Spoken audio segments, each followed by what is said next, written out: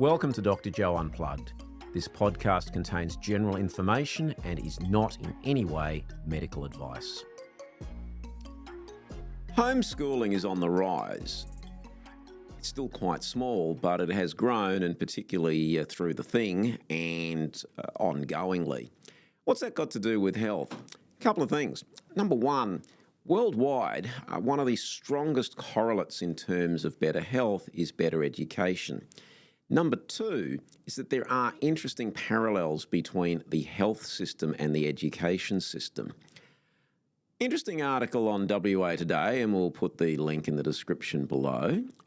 Two women who founded IDEA Academy, IDEA, an alternative option for students in years 10 to 12. And IDEA Academy describes itself, and I'll quote, "We help you thrive in your education, guide your transition from school into the real world, and prepare you for future work." IDEA replaces mainstream secondary school with a portfolio-based vocational education designed for young people seeking more than the status quo from their education. What that's really saying is that the system doesn't work for everybody, and it doesn't, and that's at any age. The origins, as I best understand, and I could stand corrected on this, of our current education system comes from Prussia and Bismarck in the 1870s, and the idea of the education system was to produce workers. And part of that idea was they would produce workers who might not ask too many questions and would pretty much just go along and fit into the system. And that's useful, that's important. We have a lot of roles in society that need to be filled, and we need people to fill them, and that provides employment, and it provides a lot of satisfaction for people. That's good. But there's never a one-size-fits-all, and it has certainly been my observation over the last 20 years that we're seeing more issues in schools because we are trying to push square pegs into round holes. Part of that ends up spilling out into diagnoses of ADD and ADHD, and yes, a lot of those kids do have that problem, but there've also been instances, and I've heard of a lot of these, and they've also been documented, where you put particularly, not exclusively, but particularly the boy into a different learning environment, and their behaviour alters significantly. So the problem is forcing everybody to sit still for X hours per day doesn't actually work for everybody. And there's also been major issues in terms of education with regards to phonics and whole of language, which are particular ways of teaching. The idea of whole of language is just give children a book and they'll pick it up. Phonics is like the building blocks. It's sort of saying, well, you're not going to build a house unless you've got the bricks first, and you need to line up the bricks. And again, different systems work for different people. But if we have a one-size-fits-all model, then we're going to have some problems.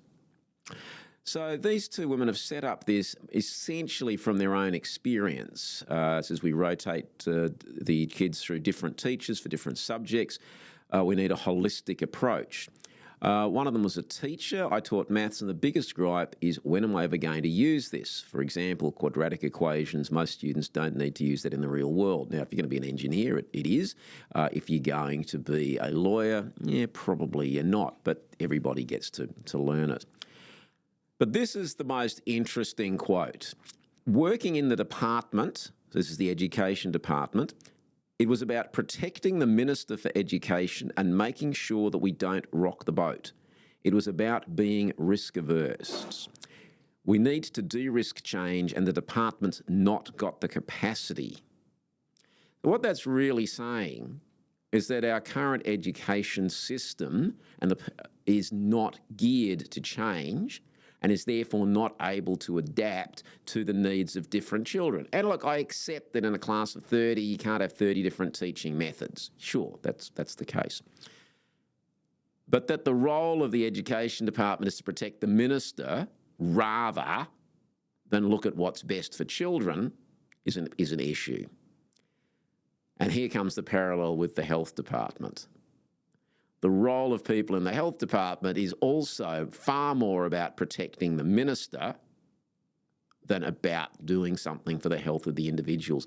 And by the way, the growth in bureaucracy in the health and education system has been astronomical. I saw some data yesterday showing that whilst student numbers in a part of the US had grown by 5%, the number of bureaucrats had grown 95%. 95%? Really? So major issues there. And of course, the bureaucracy makes work for itself. And people are voting with their feet in education. And look, the numbers are small and not everybody is in a position to do homeschooling. I absolutely get that it is not an option for everybody. In fact, it's not an option for most at present. But there are ways of facilitating it. And it looks to me like this idea is a facilitating system that may make it easier for people to do homeschooling if they want to go down that path.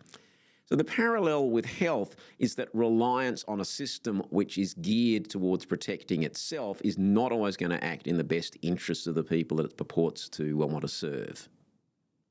And some years ago, my book, DIY Health or Do-It-Yourself Health, said you want to be focusing on looking after your own health, which doesn't mean that you may never need to access a doctor or access the system. I don't think we're, in human evolution, we're at that point yet, but one can minimise it. How does one do it? By taking matters into one's own hands, by eating sensibly, by ignoring the low-fat dietary guidelines, by doing some regular exercise, by not eating highly processed foods, by getting enough sleep, by managing stress, by getting some fresh air, by actually getting some sunshine, not enough to get burned, but actually getting some sunshine, by tending one's relationships, by having some downtime, by, just the basics of health.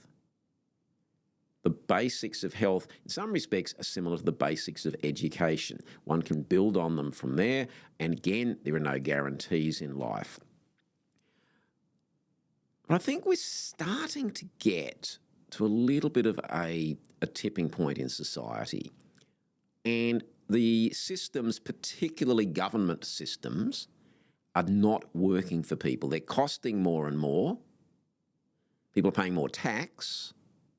A lot of bureaucrats are sitting in offices, and look, a lot of these people I'm sure are well-meaning, but the issue is the system rather than the people in the main.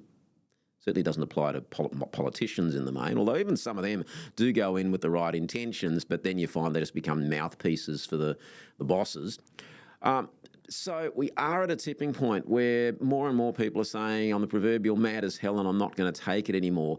And, acts of defiance are, I'm not necessarily going to put my kid through 12 years of school. I might look at some other options. And again, it's not for everybody, and it's not to say that most at this stage children won't do quite okay in the education system.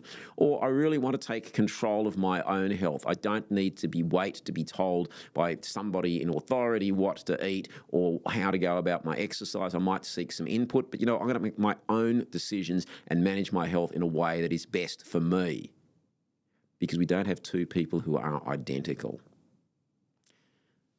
Key word in all of this really is empowerment. It's a little bit of a buzzword, but it's an important word. Rather than being disempowered and waiting for them to do it for you, take control of your own life, whether that's your health, whether that's your relationship, whether that's your child's education. Get information, be informed. Go online. Not everything online is right, but not everything is wrong either. But make decisions that are in the best interests of yourself and your loved ones. Thanks for listening to Dr. Joe Unplugged. If you enjoyed this podcast, please subscribe, like, and share. You can also follow it on all the socials. There'll be new content uploaded each week.